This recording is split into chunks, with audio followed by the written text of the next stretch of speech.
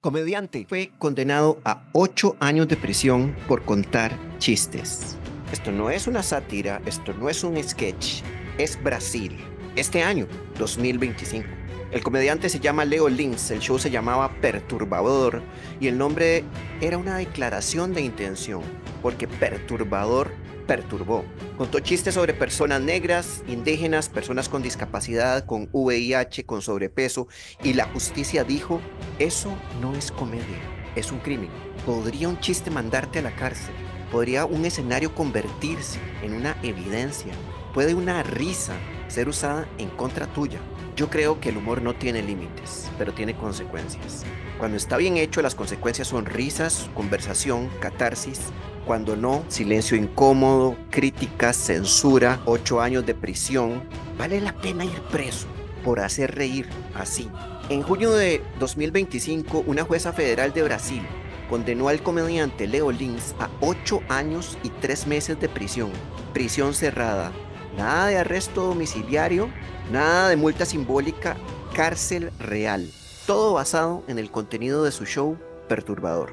El show fue grabado, editado, subido a YouTube, monetizado, lo vieron millones, 3 millones, y después, ¡pum!, lo censuraron por orden judicial.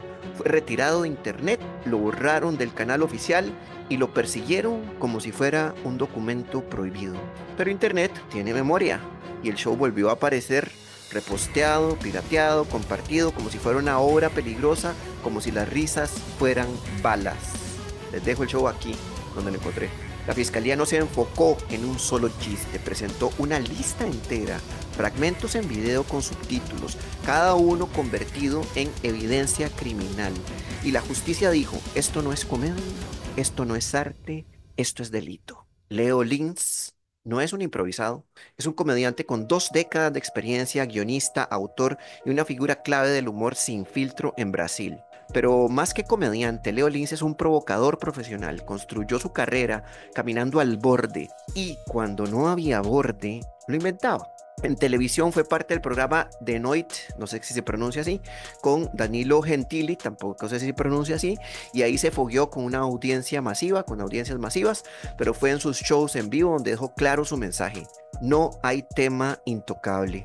Publicó libros de humor negro, hizo giras con títulos como Bullying Artístico, Peste Branca y Perturbador. Siempre lo mismo, chistes con alto voltaje, audiencias divididas, polémica garantizada. Leo Lins no se presentaba como víctima ni como moralista, se presentaba como un tipo que decía cosas que no se deben decir, y eso lo convirtió en un símbolo para algunos de libertad, para otros de crueldad.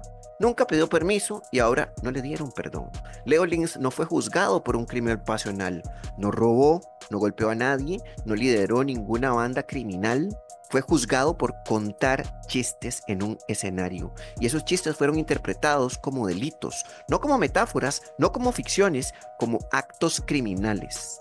Los cargos son 3: discriminación contra grupos vulnerables, incitación al odio, racismo. La fiscalía no lo acusó por un solo chiste ni por una frase mal entendida.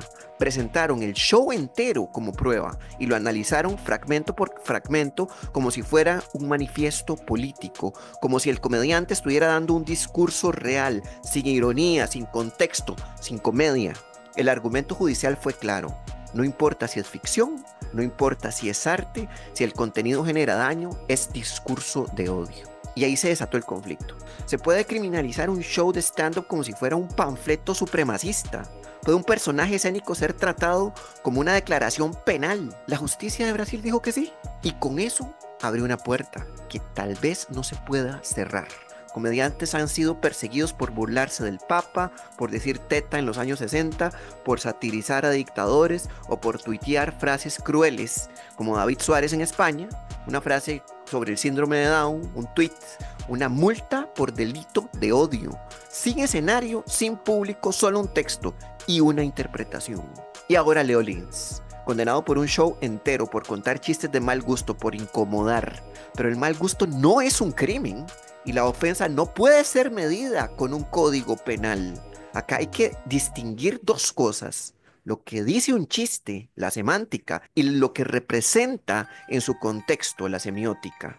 Lenny Bruce usaba el escenario para atacar al poder. Punching up. Leo Lins apunta hacia minorías, discapacitados, víctimas, punching down. No es lo mismo, no cumple la misma función social, pero eso no significa que deban tener consecuencias legales. ¿Qué discurso sí debe tener consecuencias legales? Uno, la incitación directa a la violencia. Cuando alguien dice, ataquen a ese grupo, eso ya no es comedia, es peligro. La apología del delito. Dos, cuando se promueve el crimen, no desde la ficción, sino desde la propaganda. La difamación destructiva. Tres, cuando se arruina la vida de alguien con una mentira pública, no con un personaje. El acoso sistemático, cuando se usa la palabra para perseguir, no para provocar. Nada de esto ocurrió en el show de Leo Lins. Lo que hubo fueron chistes crueles, groseros, a veces baratos. Y si un chiste lleva a la cárcel, entonces ya no estamos hablando de justicia, estamos hablando de represión. Lo que hizo Lins era arte, era sátira, era denuncia. No, no hay estructura de metáfora, no hay narrativa crítica, no hay contexto de inversión de poder, no es como Chaplin riéndose de Hitler, no es como George Carlin desarmando la moral cristiana, no es como Chris Rock apuntando al racismo institucional. Es otro código, más cercano al shock, al tabú como recurso fácil, al riesgo como estética. Quería hacer reír, sí, a cualquier costo. También concientizar, difícil decirlo, provocar conversación, solo si eso generaba más views. Destruir, no, pero tampoco construir. No hay una tesis, no hay un impulso. Y eso lo aleja del arte político, lo ubica en otra categoría, la del humor temerario, el que no tiene mensaje claro ni responsabilidad explícita, pero tampoco debería tener una celda esperándolo. Castigan a Leo Lins, lo condenan por un show que incomoda, porque ofendió, porque cruzó la línea, porque perturbó. Pero si la justicia es tan sensible al daño simbólico, ¿por qué no actúa cuando el daño es real? Cuando los discursos de odio se esconden detrás de una homilía, cuando se disfrazan de opinión política, cuando se esparcen en horarios estelares y en medios masivos. La justicia se queda mirando, no porque no sepa, sino porque no conviene. El poder no se toca, el escándalo sí. Y Leo Lins fue escándalo, ruido, una figura fácil de mostrar como ejemplo, mientras los verdaderos predicadores del odio siguen hablando con corbata, con votos, con Biblia en mano. El comediante costarricense Frank Herrera subió un video opinando sobre el caso de Leo Lins y dijo algo que vale la pena detenerse a escuchar. No se puede cometer un crimen amparándose en el arte, de acuerdo, pero lo que me preocupa es quién decide qué es un crimen. Porque si un chiste es tratado como crimen y el escenario como escena del crimen, ¿en qué momento la ficción se convierte en evidencia? Frank lo plantea de forma clara. Es como si condenaran a un actor por haber hecho un robo en una película. Lo que hace Lynch es una representación, un personaje, un texto performativo que puede ser incómodo, sí, pero no es un discurso político, ni una declaración de guerra, ni un llamado a la violencia, y sin embargo está siendo juzgado como si lo fuera. En los comentarios del video de Frank, Chicho puso algo como que es como si juzgaran a Gabriel García Márquez por pedofilia porque escribió sobre eso en sus libros. La comparación no es exacta, pero el punto es claro, la ficción no puede ser interpretada como intención literal. Si un personaje ficticio comete un acto ofensivo, eso convierte al autor en un criminal. Si tu intención como artista es crear incomodidad, eso te convierte en amenaza. Frank concluye el video diciendo, si se está encubriendo censura como si fuera justicia. Lapidario.